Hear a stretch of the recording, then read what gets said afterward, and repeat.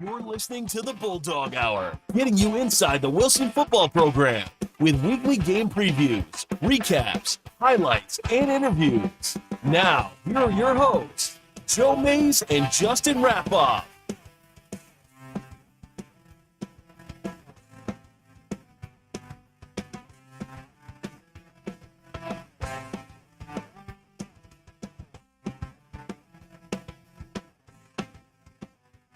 Hello, everyone, and welcome back to the Bulldog Hour. I am one of your hosts, Joe Mays, and sitting here with me is my co-host, Justin Raffauf.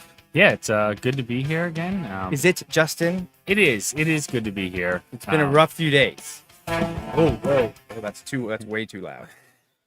Sorry about that. Yeah, the weekend did not get off to the start that we wanted, but hey, you know what? That happens sometimes, and you know, good or bad, we're here to kind of rip that Band-Aid off and talk about it again, because that's the pickup everybody needs on a Sunday night. Yeah, get ready for the work week. Come on and listen to the Bulldog Hour, as we're real Debbie Downers here. But, you know, unfortunately, it was a Wilson loss Friday night. But because the Bulldogs didn't emerge victorious, it means that Paul Roberts must be joining us. So, yes, can't do this without a guest here for this episode, Paul. So thank you for joining us. Appreciate it, as always. Yeah, this is 3 for 3 that I'm running into Joe Mays. That's all right. Friday Yeah. at the Wilson game, Saturday at the Wyomissing game, and now tonight. So when Joe said it's a rough weekend, it really was for Paul, I guess, right? Yeah. If you have to see me 3 days in a row, just ask usually my dad's sister or wife. Hey, you know, all of them would say it's pretty rough to deal with Joey for 3 days. Yes. And James Franklin did ask me if Joe was signing yesterday, and I said, for you, James, it's free. Exactly. Yeah. But that was fun, Paul. It was great to see you over at the game yesterday. Was my first game over there at the A field where I wasn't coaching a middle school team. So it was fun. You know, Coach Steve O'Neill, Wyomissing offensive line coach, he and I connected a few years back. Just want to kind of reciprocate the mutual respect for, you know, Berks football team. So we've been talking over the years. He's been on, I guess he wasn't on the Bulldog Hour with us, but he's been on the Joe Mays and J-Raff show to talk pro football, and it moved into high school football well, why wouldn't it? Right. So I finally got the opportunity to go and see him.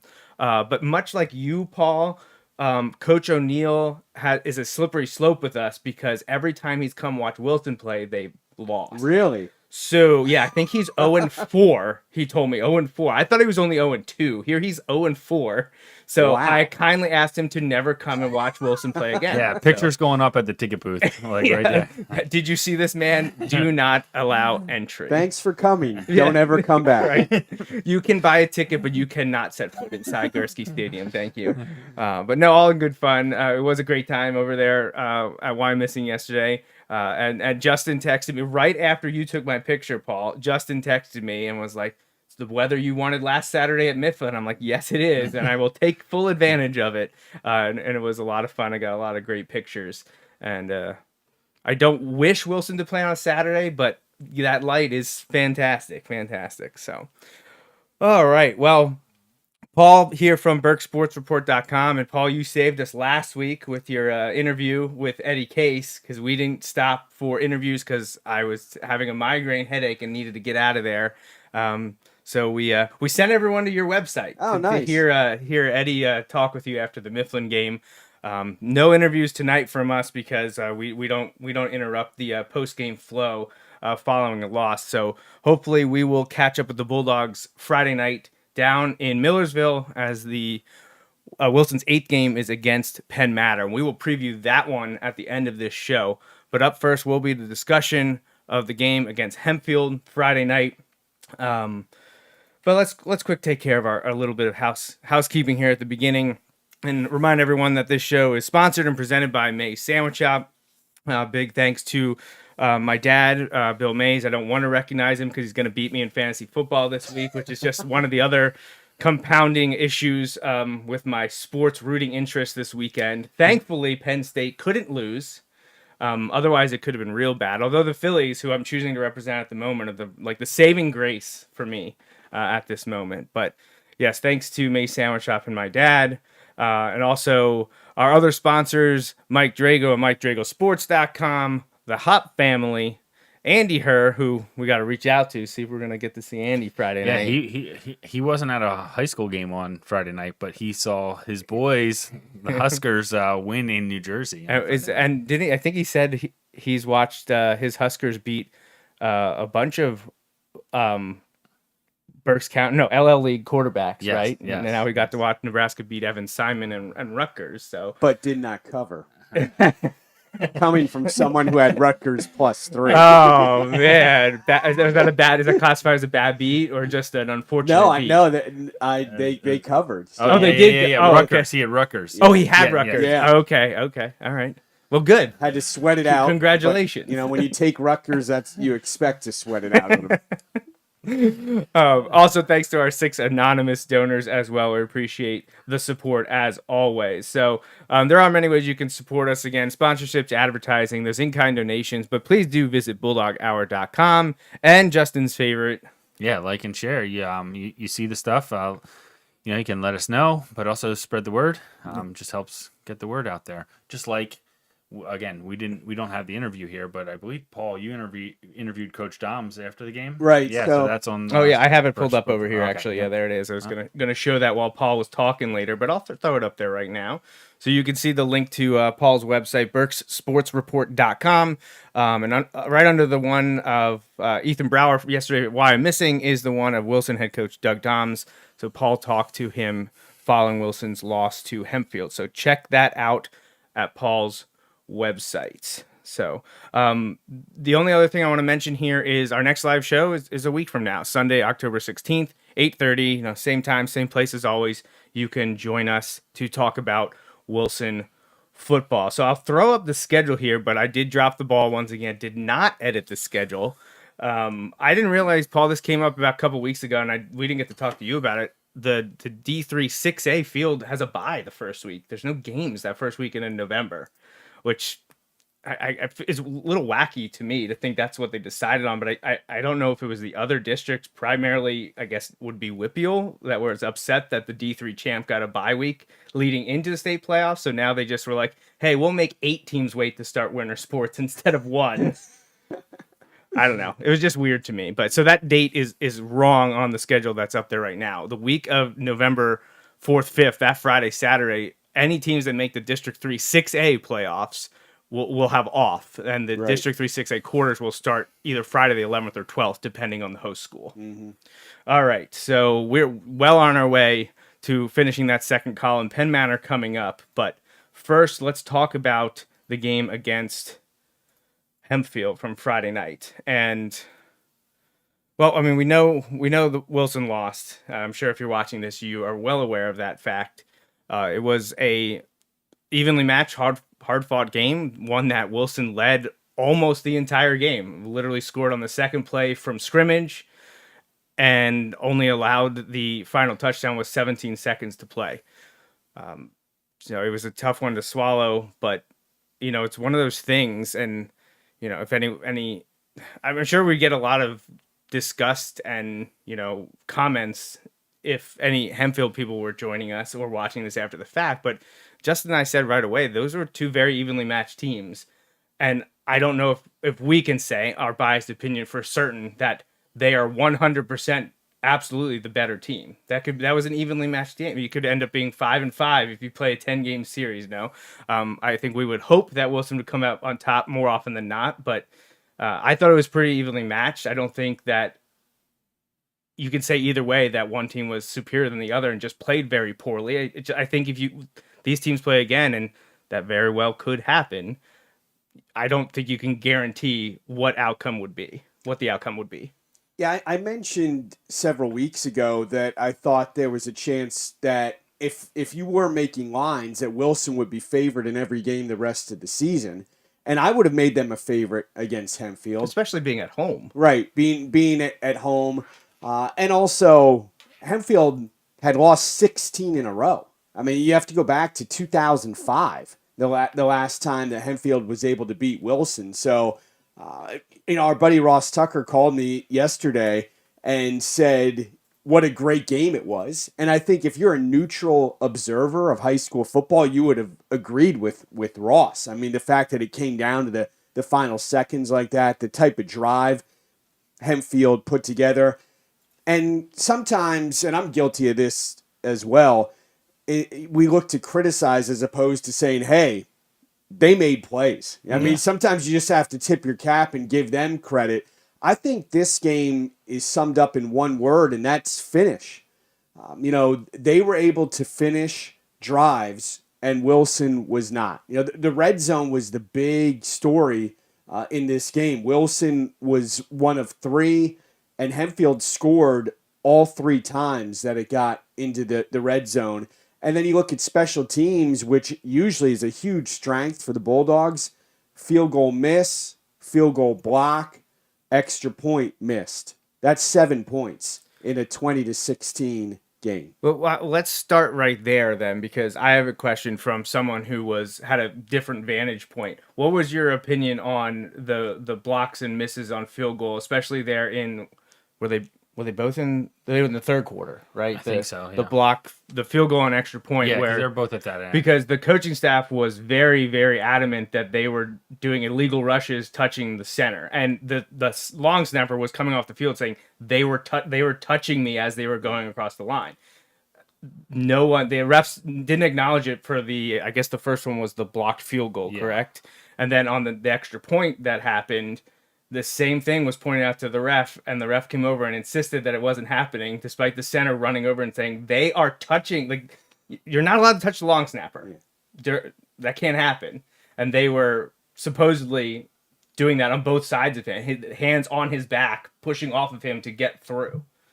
What could you see from where you were? Yeah, and I haven't watched a replay, so I mean that's something. If you watch the film, I'm sure you could see it. I thought the extra point was very, very close, and everyone up in the press box did as well. And I did ask. I thought it was good from the field level. Yeah, and I did ask Coach Doms about that, and he talked to the officials after it happened, and he said, I think that they weren't 100% sure. But either way, if you get a stop, at the end of the game. Right. Yeah. Oh, Yeah. I mean, I've never been one to, rely on excuses, not just in sports, but life in general. I think if you get caught up in all that, it kind of takes away from things. But, I mean, you look at 3rd and 11, and he hits Garcia for 12 yards. Right. And 4th and 3. 4 or 5 of those yards were after contact on that play. 4th you and get 3. Him down short. He hits Shorter, their tight end, who looks like he's wrapped up. Yeah, that's what and then just kind of wiggles out. Well, that and was game. Stretches that was ball game. Yeah, that would have been the game if the tackle's made there. And then after that, he hit Garcia again for 18 yards to get him down to the 9-yard line. So there were plays that could have been made. To see Wilson's defense, which is always really good, give up 238 yards in the second half alone. I mean, I had to double check that when I got home, and I was comparing the first half stats to the final game stats. I mean, 238 for a half, it doesn't happen. But that last drive, 17 plays, 76 yards, almost 7.5 minutes. And there were opportunities there to get off the field or at least put them in a position where, maybe it's a 4th and long and then they have to decide, are we going to go for it or what, or force them to kick a field goal, which then only ties the game. Right, yeah.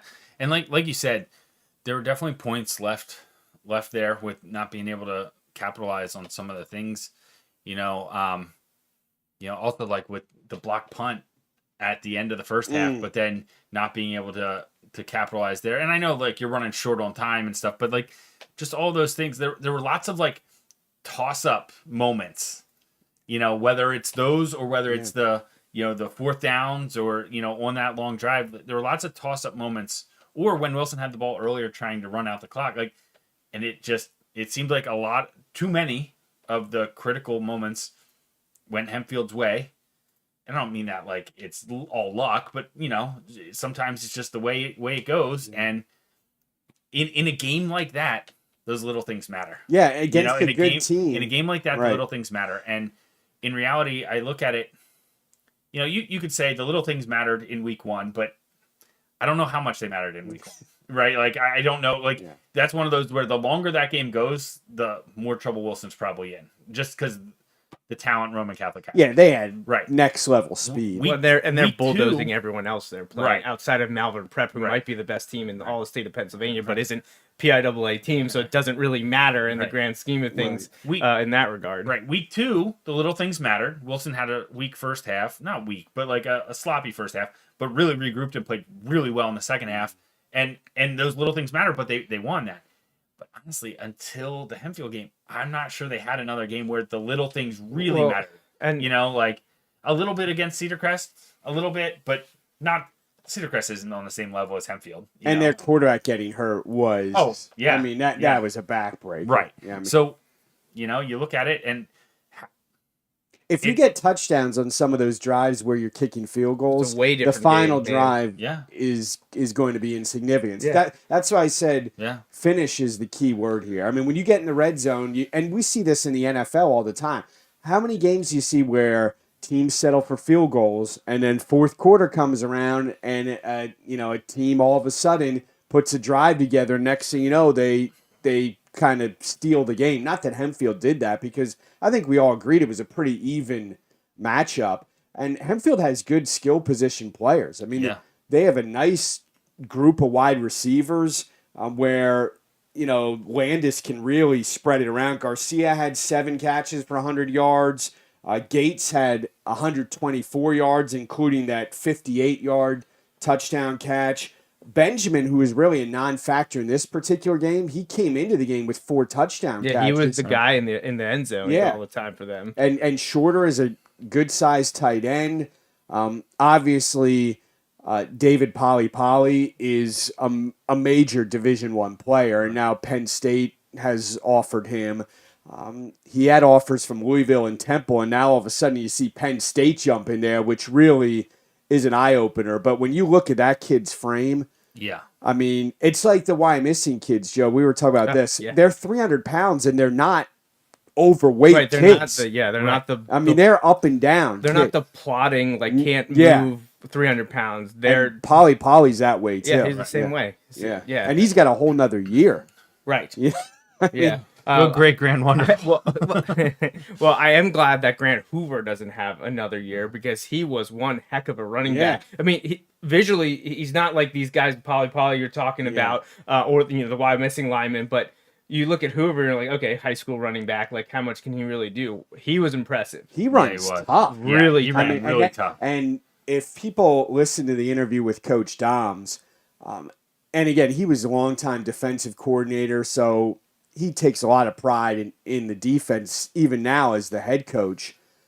He was really upset about the tackling and the yards after contact.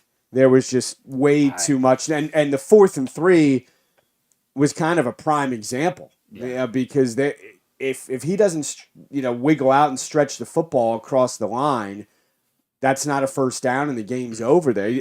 And normally Wilson, when it comes to tackling, is about as fundamentally sound as you get. But they weren't. Like some of the other things we talked about, if it was an isolated incident, it probably doesn't come down to that one play.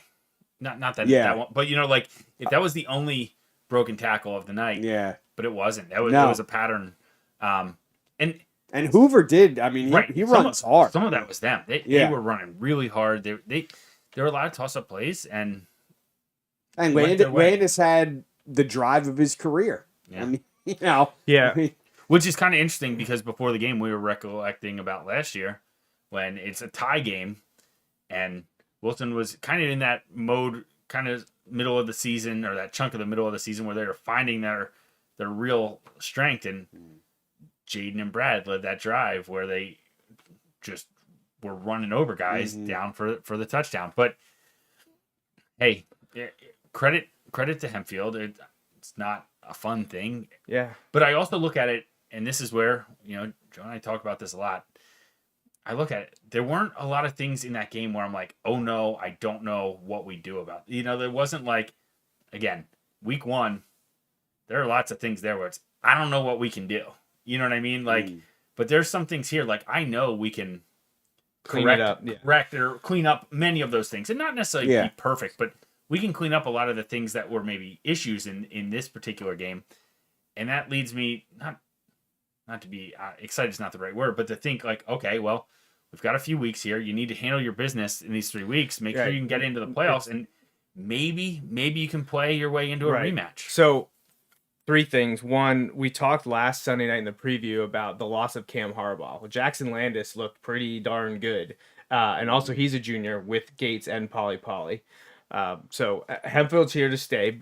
Justin and I have been saying that for years now, leading up to Eager getting the job. And then when he got the job, oh crap, that's not good. Yeah. And that literally was our response, was like, I'm happy for him, but not real pleased. Yeah, because 2 years ago, in the COVID shortened season, I believe Hempfield was the only team after the first 2 weeks, the loss to Mifflin and the close win at Township, that gave Wilson a game the rest of the year. It was Wilson was playing really well, but you could see the building blocks being set forth in his first year. And then last year, tied until 40 seconds left to play. Wilson has the drive and it holds on for their win.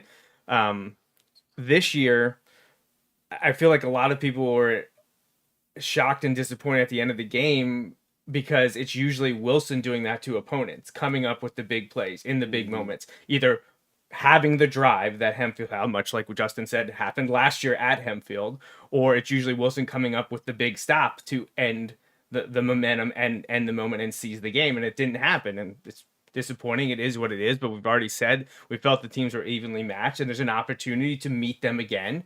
I think everyone would welcome that. I know the players and coaches would, because they'd like to prove that they can beat this team. And in the post-game huddle with the players, Coach Doms brought up Wilson history, because that's the best place to look and just prove this isn't the end. And it wasn't about last year's team, how they overcame all the adversity after a 2-3 start to make it within minutes of a district championship, falling to that Harrisburg team. But he looked back to 1990, because in 1990, Wilson didn't win the LL section because they had a season loss to McCaskey.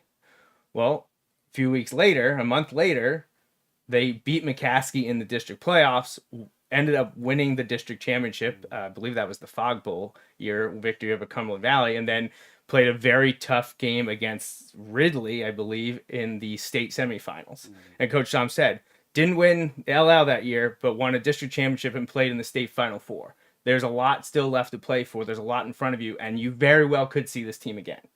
So fix the issues that we've all talked about, finishing, tackling, things like that, and win out and see what happens. Yeah, a couple things. You mentioned Coach Egger, and he's done a phenomenal job in just his 3rd year there.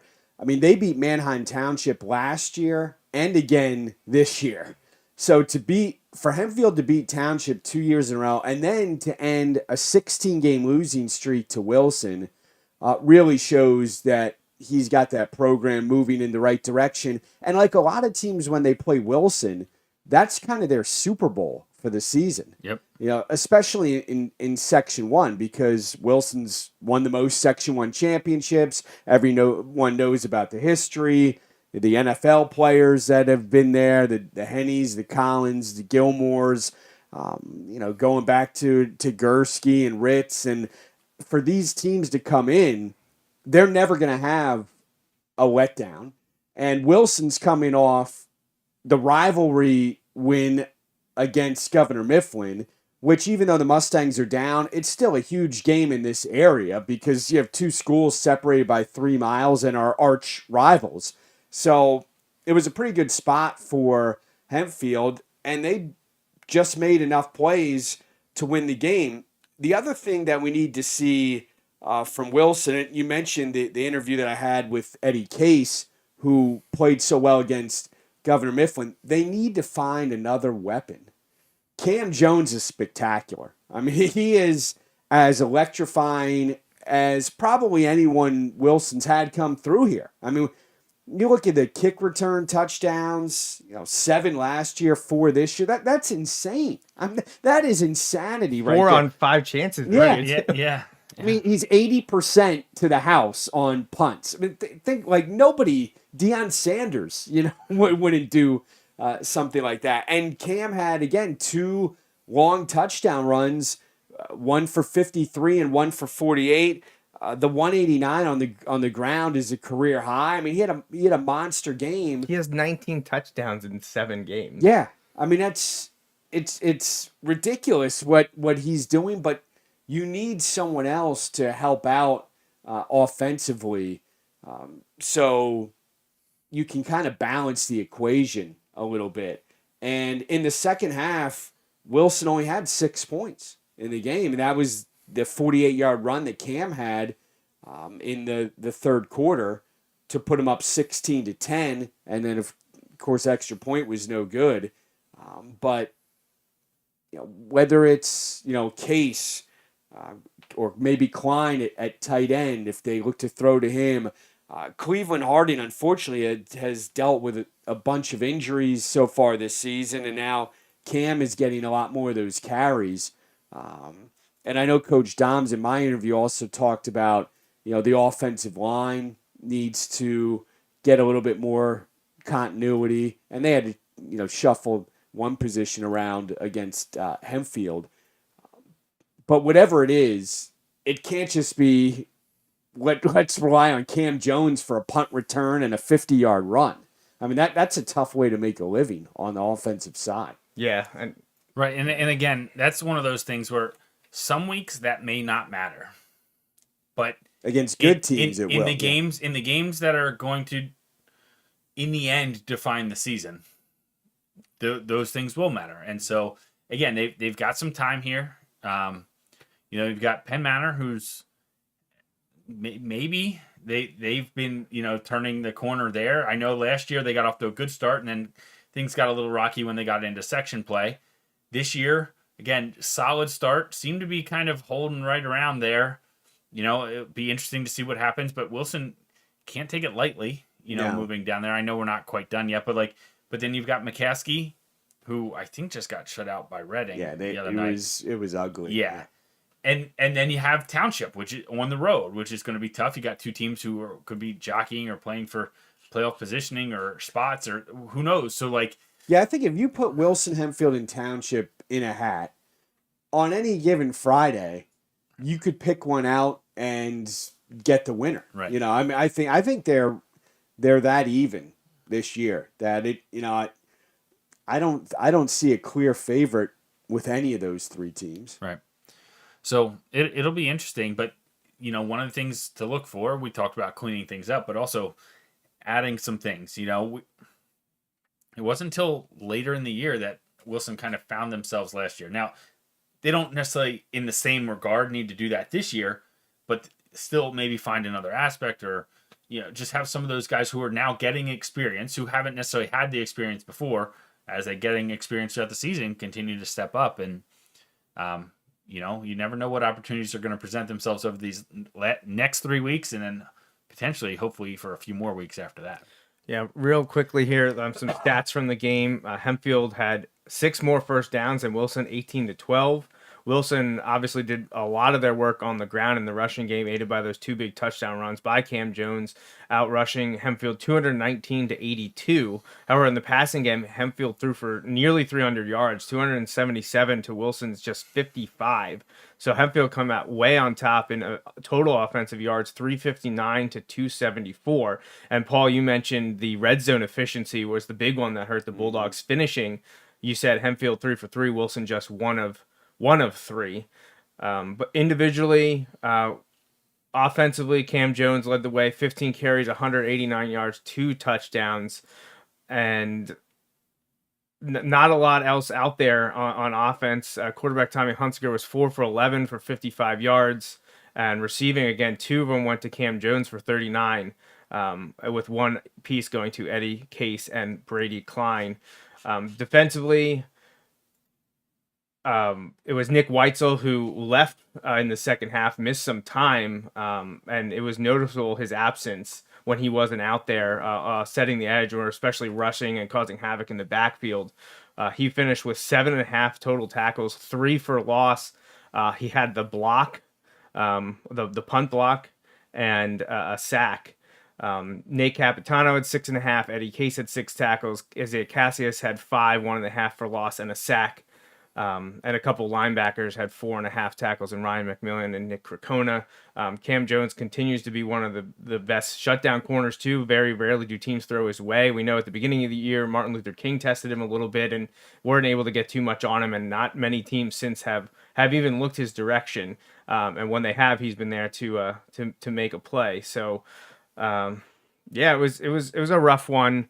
For the Bulldogs taking that loss in that fashion there at the end, especially when you lead almost the entire game. But just a few what ifs, and that hurts you when you play a really good team that Hempfield is. Right, and again, just that idea Paul talked about finishing. It reminded me of a stat I heard this morning. Coming into this week, the Ravens are 2-2 and had trailed for a total of 17 seconds this season. You know, That's like crazy. Yeah. Like sometimes, you know, like. You know, it comes down to a play or two here and there. And, you know, there are other plays throughout the game, but, you know, and the good news is, you know, you're close. If you hopefully can clean up some things, and maybe the next time those things will go your way. So Justin and I have talked in the past. We want the offense to get us to 20, 21 points. Like, we want 3 touchdowns. I feel like if the offense can get 3 touchdowns, by and large, Wilson's going to win the game, because very rarely does the starting defense, give up 20 plus. Didn't get to that mile marker, and defense gave up that you know, the threshold there, and didn't get the victory. So it was rough. Didn't capitalize on chances offensively, and then defensively they bent throughout the game earlier, but then they broke right there at the end, unfortunately. And then just ran out of time. Didn't have the opportunity really to answer. But we'll put a feather in this one, a pin in the Wilson Hempfield game, just by doing our player of the game. And if you've been watching the show at all this year, Justin, you know that in odd numbered weeks, it goes to Cam Jones, because it could be him every week. And that's not a slight to anyone else, because obviously, once again, this week there were a bunch of options. The next best probably would have been Nick Weitzel with his play along the defensive he was line. great. He was very strong, and he very easily could be the player of the game. And you're right too. When he was out and they were stretching his leg a lot, and then he was riding the bike, but it was very noticeable how Hempfield was moving the ball when he was not in the game. So we do go with Cam Jones here. I mean, you set a career record, 180 yards. You scored 2 touchdowns, 2 huge plays to give the team the lead early and give the team closing to the end of the third quarter, you know, the extension on the lead, or breaking the tie to give the team the lead. But just not enough down the stretch. But Cam Jones, another Herculean effort from him on the field. So we'll give Cam Jones the week off next week. So lots of opportunities in Game 8 for other people to step up. People are going to need to step up, and here's your chance. Yeah, let's find a player. I'm feeling defense next week. I think, honestly, I mean, we call out the players for both sides of the ball. You know, it's not really just specifically the offensive side of the ball for Cam Jones, because we've mentioned, obviously, special teams and defense. He's a three-tier player like that. But we specifically picked out Isaiah Cassius a few weeks ago for his work along the defensive line. But I don't know. I just feel like maybe Nick Weitzel will get it this week. A couple of the linebackers I feel like break through and are right there. You know, we're always talking about Cracona, McMillan, Farrell. So I'm feeling like it's going to come from that side of the ball. Yeah, I'm hoping it's one of those weeks where we have a hard time deciding, because a bunch of guys really have standout games. That would be fun. I thought Cassius was pretty good on Friday too. Yeah. Well, in the week we gave it to him, we talked about not just that, but like the progression we've seen throughout the season from him. Yeah. He was like really a good one. an unknown as far as getting significant varsity time coming into this year. Right, and we talk about it like a lot. I know that's not a unique thing to Wilson, but it's one of the things we talk about, how like you have these guys who like kind of their senior year, you get like, wait, where'd this kid come from? You know, like, and if they were at other schools, they'd be starting for 2 or maybe 3 years. Right. And so we've known Cassius since 2018, middle school, you know, and so to see him be able to step into that role, I gave him a hard time this week for his couple offsides last week, which he's gonna not be pleased that I brought it up here. But like, it's one of those where seeing guys progress like that though, and not just him, the way Krakona's played at middle linebacker or outside linebacker, and just lots of guys continue to progress, and let's see where we can get this thing. I threw this up here while you guys were talking a few minutes ago, but it's just the current list of the power rankings in District 3. The three of us looked at this ahead of the show, and there were a few teams that have not yet reported. So this isn't 100% accurate because these teams take forever to report. I'm not sure why it's so hard to enter if you won or lost, but enter a score. Right, it's not difficult. But Wilson, as it stands now, is right around the 7, slightly behind York, William Penn, but a pretty sizable lead over Dallastown at the moment, which is the 8 seed. The top 8 make the playoffs. We still have 3 games left, so this is going to shuffle a lot. And York played a crazy game. I think that against Dallastown, right? Yeah, I think the halftime score was like 42-35 or something at like that. Halftime. Wow. Yeah. Well, kind of reminds me of our playoff game with them last year. Right. But ended up winning, I think, by maybe like 20 or so points. But yeah, quite the shootout. And I think Jaheim White had 400 some yards in that game. Something Careful, crazy. He's going to get into the Journey Brown territory from a few years ago with 700 yards rushing or whatever. Right. Well, honestly, that's the way our game went. It felt like last year with them. Like, York High's always been explosive. I mean, they always have playmakers. I think the question is, are they going to be able to stop other teams? And they couldn't stop Dallastown Friday night. Right. Well, and I saw, I think it was just last week or 2 weeks ago, Sam Stoner got the preferred walk-on at West Virginia too. So like, so he could go hang out with Jaheim White. Committed, but yeah, Jaheim White's committed there. But yeah, good for him. I wish him nothing but luck unless they play us. Yeah. So obviously this is going to shuffle because Wilson still gets to play Manheim Township. Cumberland Valley and Harrisburg already played each other. I think though Central York and William Penn haven't met yet. They're week 8 or 9. That game's probably coming up. It might even be this week. So plenty to happen here. But Wilson's sitting in around the 7. I think should Wilson win out, I'm thinking they'll get to 6, maybe 5. The other thing that is going against Wilson this year is, unfortunately, their non-league opponents outside of Roman Catholic are not very good. At least win and loss. Like I think, honestly, I think Central Dauphin could hang with a few of these teams that may make the playoffs, maybe even beat, because they're the only team that gave Coatesville a game so far. And Central Dauphin has been in all the games they've played and have lost by like a touchdown, including to Wilson. Central Dauphin is a good 2-5, but that doesn't matter in the power rating. No. They're just looking at the wins and losses. Now they have a very high strength, schedule strength, which is factored in.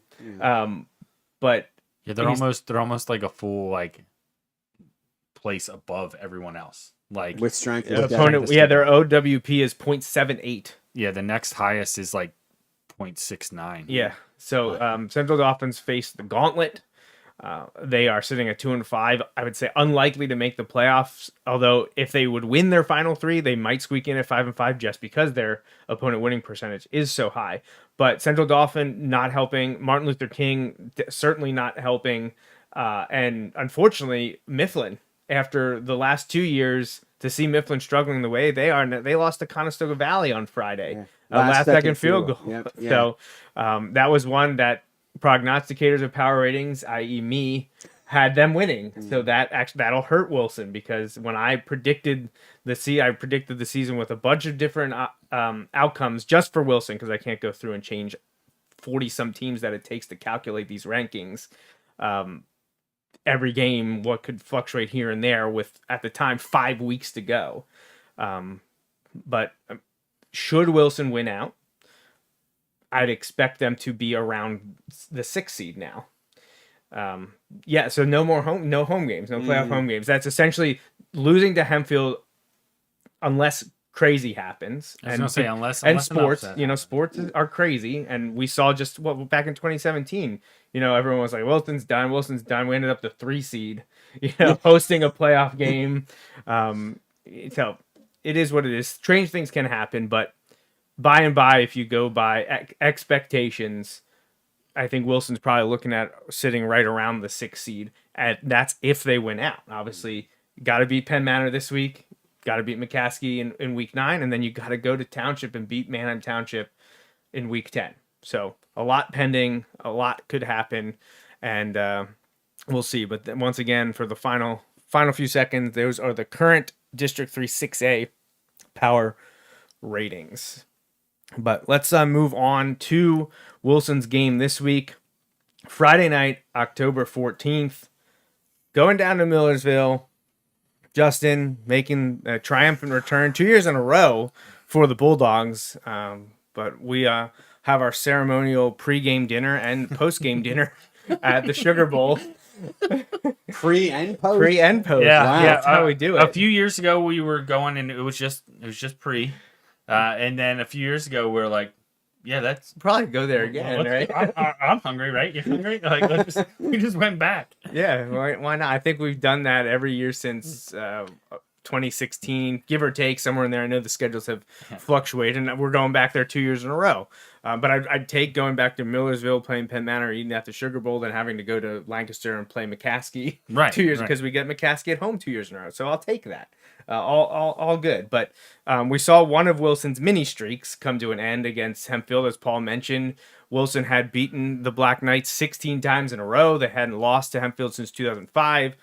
Now Wilson's got an opponent that they have literally never lost to. 31 straight wins against the Comets. That's a lot. I don't like. I believe someone last year, when I posted about or talked about on this show about Wilson never losing to Penn Manor and it being at like 30-0. It might have been PA football history on Twitter said, "Is that the biggest streak to a team to never lose? Like, is that the most wins against an opponent to have never lost?" And I was like, I have no idea. It's a pretty big state. It is a very big state, and there's historically speaking, there's over 600 programs. I think right now operating, there's like 550 or so, give or take, across the 6 classifications. And historically speaking, you're looking at well over 600. But it's a lot of wins without any losses against one team. So it'd be interesting to see if anyone out there has that information. I feel like at PA_FB_history, PA football history would have that, because it's a great follow, great account on there. But yeah, 31-0, I believe Wilson is against Penn Manor. Wilson won their game against them last year down in Millersville 40-6.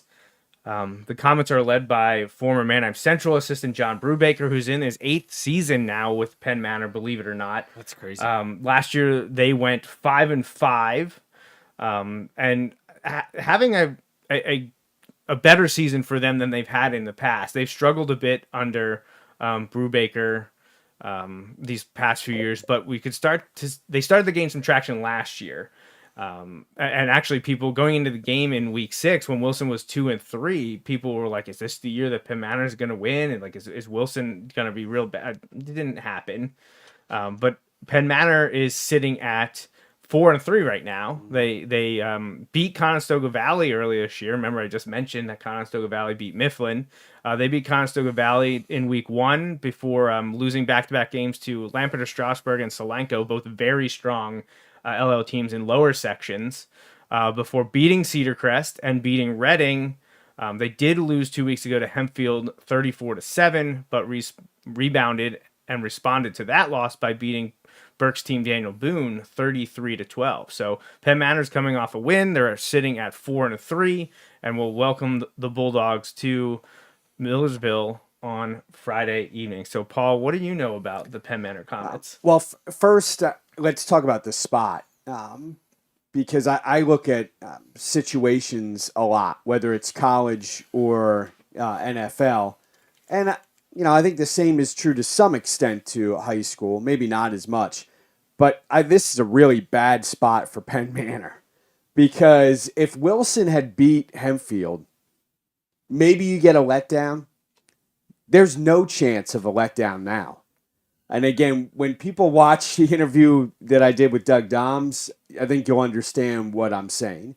Like, I think you're going to see a fired up and angry group of Bulldogs in this game. So there's not going to be that letdown factor that you may get some years because Wilson is coming off the loss to Hempfield. So I think it's a really, really tough spot for Penn Manor.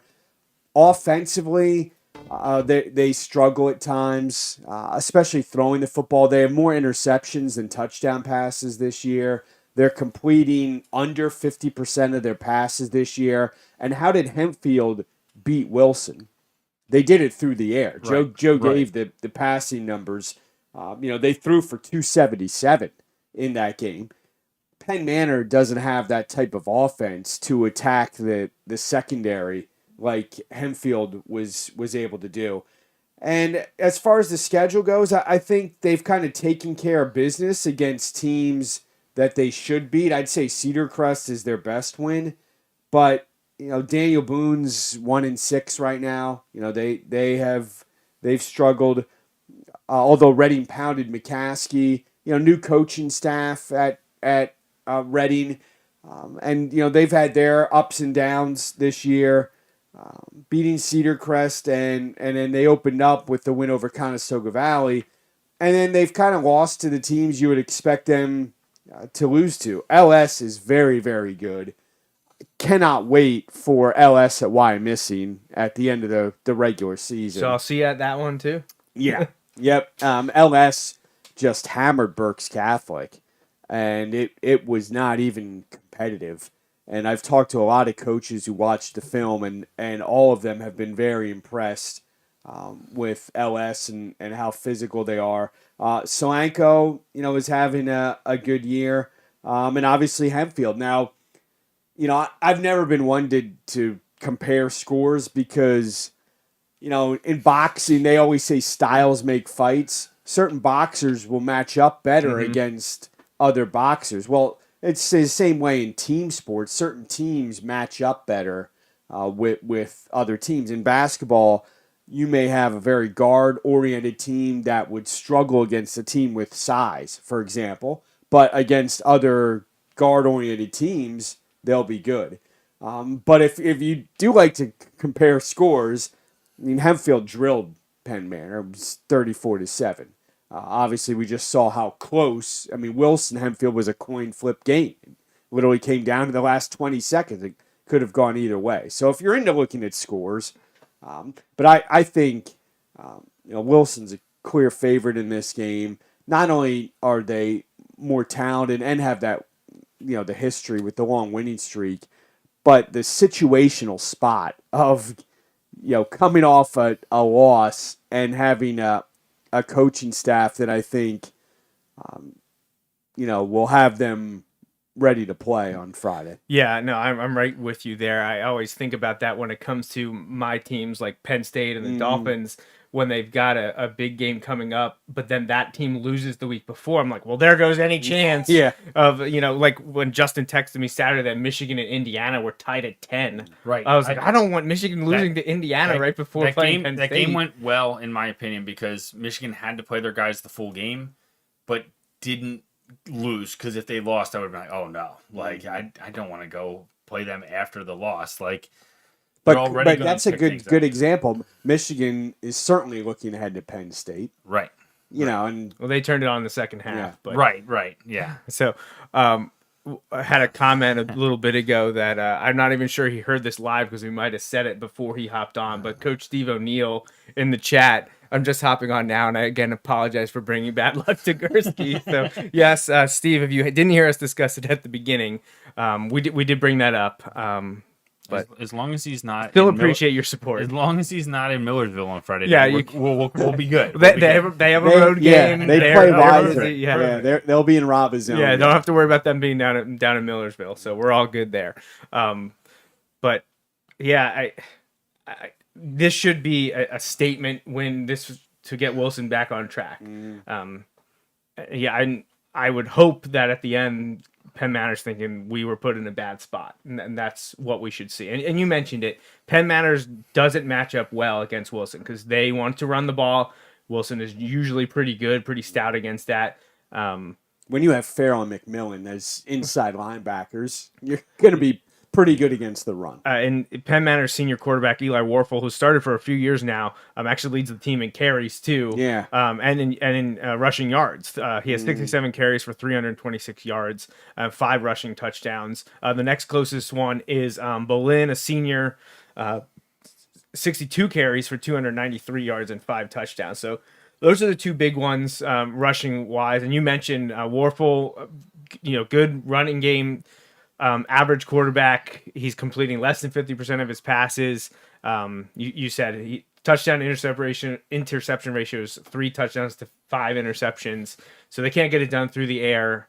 Penn Manor has been building to this team. We saw 2 years ago that they played a lot of sophomores, a lot of young guys. And I said they took a step last year, came down to earth a little bit when they got into playing some of the bigger teams. They couldn't take the next step to play the big teams earlier in the season, the LS and Solanco, then Hempfield. Wilson's their next big test. Like they still get Manheim Township the week after Wilson. Talk about a tough schedule. Yeah. Hempfield, Wilson Township, 3 out of 4 weeks for them. So this is a huge test for them. This could be a statement for them, just like Hempfield just made. But I do think and hope that Wilson is ready to roll, ready to stay in the playoff race. And, you mentioned the comparing scores. Justin and I talk about that all the time. And it doesn't matter what sport we're talking about. And we're always just like, that transitive properties doesn't work. But we're going to do it anyway. But, we blow it up just by looking back last year. Last year, Wilson beat Hempfield and Township, undefeated, won the league championship. Hempfield beat Township, as you mentioned, now 2 years in a row, but last year they beat them. But then I remember the wacky score coming in. Cedar Crest beat Hempfield last year. And it was just crazy, seeing all those games, seeing all those teams play, to think that Hempfield could lose to the Cedar Crest team last year. But it happened. If you go back and look at those scores, it doesn't make any sense in the round robin that happens in the section play. But it did. And if there's anyone that wants Cedar Crest to do that again this year, it would be everyone watching this show right now, because I believe Hempfield has Cedar Crest the week after Exeter. Because obviously the Hempfield Exeter game means nothing to the Section 1 race. Right. But that's an interesting game. Definitely is. This Friday night. A lot of people would be paying attention to that score. So, Exeter. Undefeated, Hempfield just 1 loss. Yeah. And against Central York, who's going to be a big player in the District 36A playoff race. But Justin, you have anything to add about Penn Manor? No, we talked about it. There's plenty for Wilson to work on. The good news is there's still time to work on those things and to continue to get better. Get better over these next 3 weeks. Let the chips fall where they may, and hopefully you find yourself in the district playoffs, and then it's time to put it all together. And obviously you'd like to put it all together before then, but there are worse things than to be hitting your stride now that second weekend in November. But if they can be hitting their stride, well, let's say hit their stride the last weekend in October. Yeah, that would be a good time. And then have the bye that. Hey, I'll take our chances, and that's all you can really do is handle your business and see whatever happens. Yeah. We can't control all those other things. Hopefully go out and win our games, and then see what happens. Yeah, and when you were given the power rankings in District 3-6A, I don't know this year that there's a real juggernaut. I mean, I think there are a lot of what I would say are very good teams. I don't know that there's one great team. I don't know that there's one world beater. Sometimes you see some 6A teams, and it's where you're thinking, man, these guys are loaded. Right. People thought that was going to be Harrisburg coming into the year, and then they lose to Township at home. So I think, if you get in, anything can. I mean, Hempfield was in the semifinals last season and lost to Harrisburg. Right. And then if you look where Wilson was at the midpoint of last season, who at that time says, "Oh yeah, they're going to be in a district final and have Harrisburg on the ropes"? Yeah, no one would have said that. A incredibly fortunate or unfortunate face mask away from maybe making that a different game, which is still talked about by that player, that team, and many fans. So, yeah, unfortunate, but I agree with you. I mean, last year on this show, Justin and I were saying, and I'm sure part of it was to make sure everyone knew that Wilson wasn't out of it, even 3-3, 4-3 as they're winning games in the mid season. What team in District 3 6A outside of, I think we even phrased it at the time, outside of Harrisburg versus the field, like Right. outside of Harrisburg, what other team do you think? I mean, I'm sure there were some people that were like, you got to put Central York in there. That's fine. You can throw them in there because Wilson beat them. So, anything can happen. Well, and that's any given Friday or Saturday. And that's where if Wilson, and it's a huge but if Wilson could end the season 8-2, like which team is going to be lined up and be like, oh, I want to host Wilson in the first round. I'm not worried about Wilson because we host them. Well, just last year there aren't going to be a lot of those. So you just look at right. Well, it happened in 2011. Wilson. Back then, I think it was 16 teams. So Wilson hosted a game in the first round, but then went to Daniel Boone and won, went to Cumberland Valley and won, and nearly beat Central Dauphin in the district championship game. And by the way, that year Central Dauphin won the state championship. And then just last year, Wilson had to go to York William Penn, then go to Central York, and then finally go to Harrisburg. And I don't think anyone looking back on us should be like, yeah, man, I can't wait to play Wilson in the first round. We get to host them. What team wants that? But and you look at Cumberland Valley's a good example here. So played Manheim Township 31-27. They won. Played Central York 35-33. I mean these are coin flip games. Yeah, I mean these are very close games. And their only loss was to Harrisburg. Now that one they lost 30-14. So they lost that one by 2 touchdowns. But like I said, if you get in the field and Wilson is always going to be prepared. As far as the coaching staff goes, they're never going to be surprised. They're never not going to be ready for this or that. When you talk to other coaches, that they don't look forward to playing Wilson because they know the kids are always going to be ready to play. They may have a bad game. That happens to everyone. You may have turnovers, which to me still is always the most important stat. You mentioned, face mask penalty.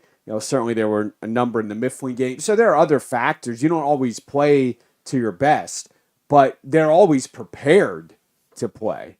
That there is no team in District 3. If Wilson's a 7 seed, there's no one that's gonna be like, oh yeah, wonderful, yeah, just as a walk into the semis. Like no one's gonna say that, and that most likely is gonna be probably Harrisburg, Cumberland Valley, or Central York would be my guess. Maybe Hempfield if they beat Exeter this week and finish the season 9-1, it very well could be them.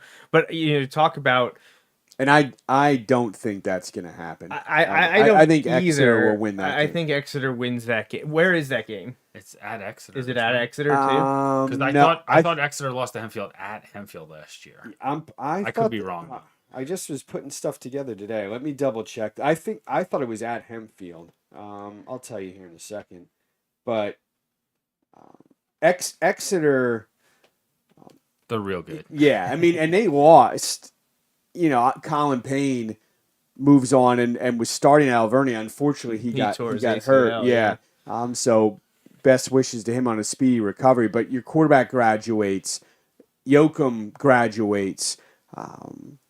They had a really, really good team. Nangle graduates who had a phenomenal year at running back. J.R. Strauss is Villanova.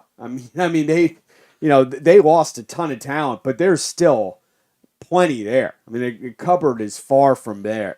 And when you have Joey Schlaffer, who, I was at their game with Mifflin. I mean, they ran a toss play with him. They had him throw the football and obviously can catch a football. I mean, he's 6'5", 6'6".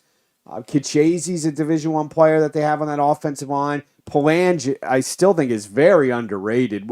And wherever he ends up going, that college is, that's a steal, whoever gets him.